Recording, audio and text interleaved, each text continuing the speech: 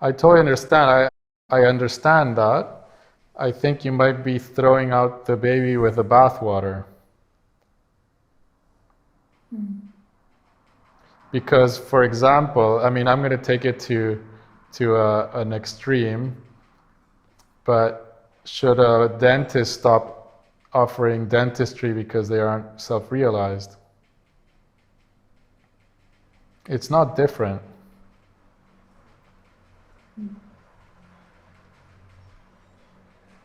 It's more the psychological work or therapy is more, it's closer to the work we're doing here, and which includes psychology and therapy, but it's more related to the spiritual work, let's say.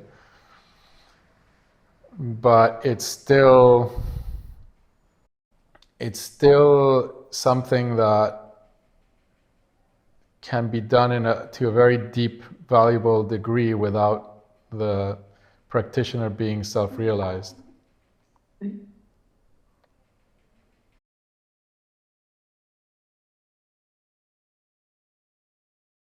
I mean, you could say more and we can go into it. I have about 10 minutes left.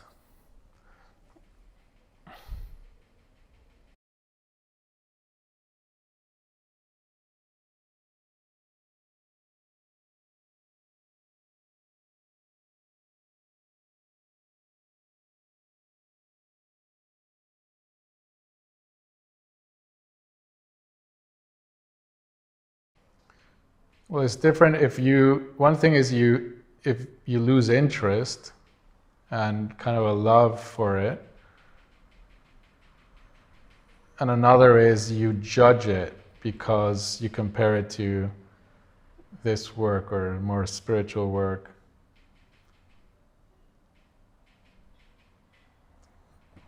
So those are different.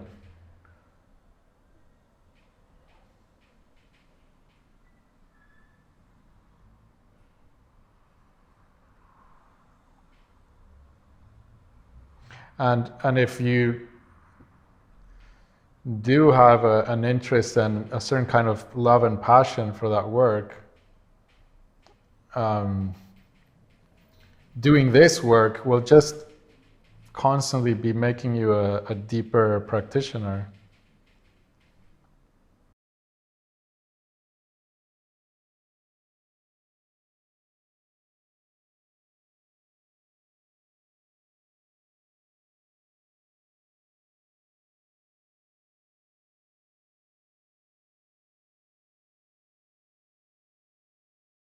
Very deeply understand what I mean, I feel that I understand what you're talking about. But I would say what comes to mind is the Lord works in mysterious ways. And so why exclude something if there is love? If you see beauty and you experience some form of love in tarot, it is completely aligned with this.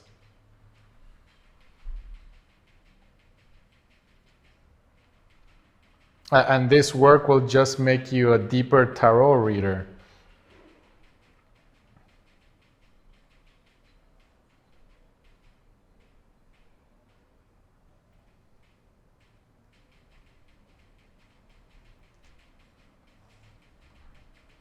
You know the parable of the prodigal son? I think it's a beautiful metaphor that it's kind of applicable to this topic. And so I probably have it, like, I'm not very religious or religious at all, but I'm somewhat informed on some religions, and that parable I found it resonate very much, and I will describe it as briefly the son of a wealthy father leaves. He was, I think, the older son who was going to inherit the wealth, and he leaves, or no, he was the younger son. So he leaves, and he just goes and like makes a mess of his life. He parties, he travels, he just kind of goes all out and has like a crazy adventure, but ends up like completely devastated and miserable because everything ends up going wrong. He loses everything. I don't know the story, the details, but you can fill in the blanks. And so he comes back. He comes back in shame. And the father celebrates, throws a party, and the older son slaughters the fatted calf. Yeah, he slaughters the fatted calf. And the older son is like, why are you throwing a party where I've been here doing everything you wanted me to, and he's done everything you didn't want him to, and now you throw a big party and there's no parties for me, this kind of thing. And the father says, but don't you see, my son was lost and now he is found. And that moves me so deeply. But the key is that we need to do that journey.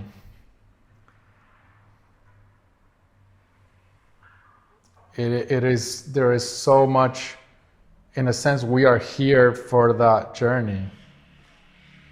And that journey is tarot, that journey is therapy, that journey is partying, whatever we want.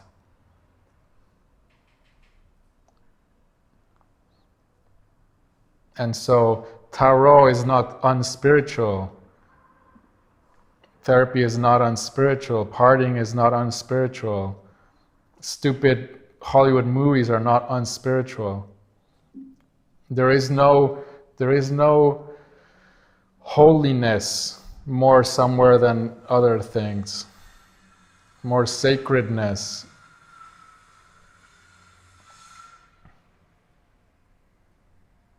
There isn't more sacredness in, I don't know, ballet than like salsa. How about reggaeton? Or reggaeton. If reggaeton is what moves you, and it fills you with love and joy, it's fucking holy and sacred. And so what matters is that there is some form of flavor of love in that. Because you just might be helping somebody go to that last party faster, where they will have that big blast and then feel so exhausted that they will return home. And so what matters really is the question, what does the universe want to live as you? And that might be tarot, that might be therapy, it might be, massage. It's everything in love is sacred.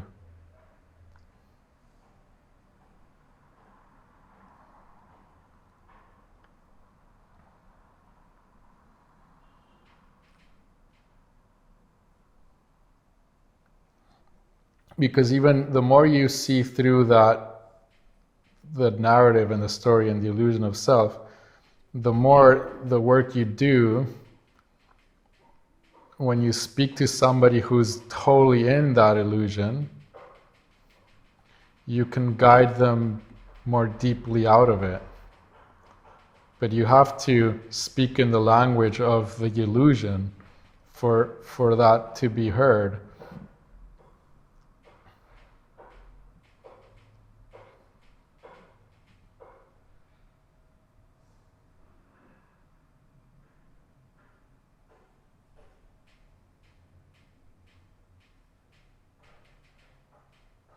And I'm just calling it illusion is a little derogatory, and I mean to refer to that in a more positive way. It's just the language of the human journey.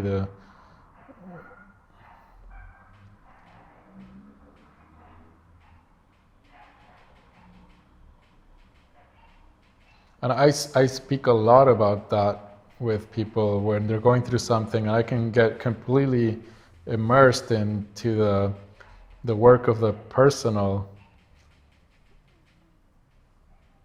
But I often here clarify that's not going to get you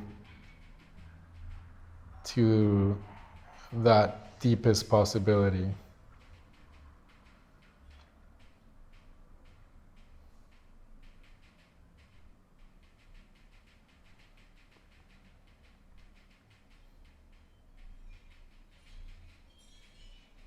But it's not necessarily deterring that. If where you're coming from is more and more aware of that.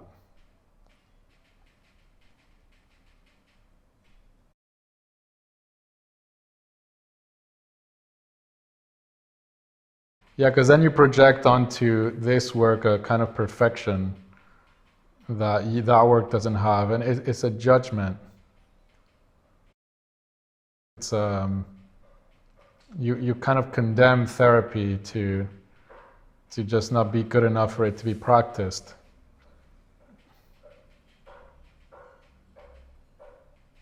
Whereas it can be very valuable. I've done a lot of therapy, and my God, did it help. Very, very deeply.